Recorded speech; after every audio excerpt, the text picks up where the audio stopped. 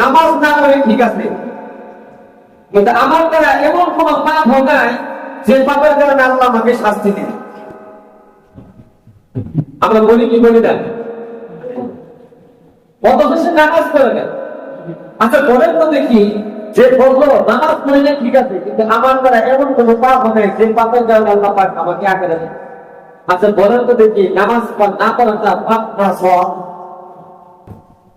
কথা বলেন, নামাজ না পড়া পাপের কাজ নাকি সওয়াবের কাজ? এক নাম্বারেই যে সে নামাজটা পড়লো না, নামাজকে গ্রহণ করলো, তাহলে সে পাপ করলো নাকি সওয়াব করলো? অথচ হাদিসে আছে আউয়ালু মা ইউহাসাবু বিহি আল-আবদু ইয়াওমাল কিয়ামাতিস সালাহ।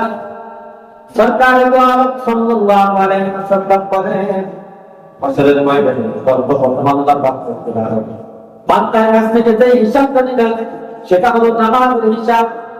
আপনি প্রাচুর্যের মালিক, ধন সম্পদ অনেক আপনার আছে, টাকা আছে, বাড়ি আছে, গাড়ি আছে, সব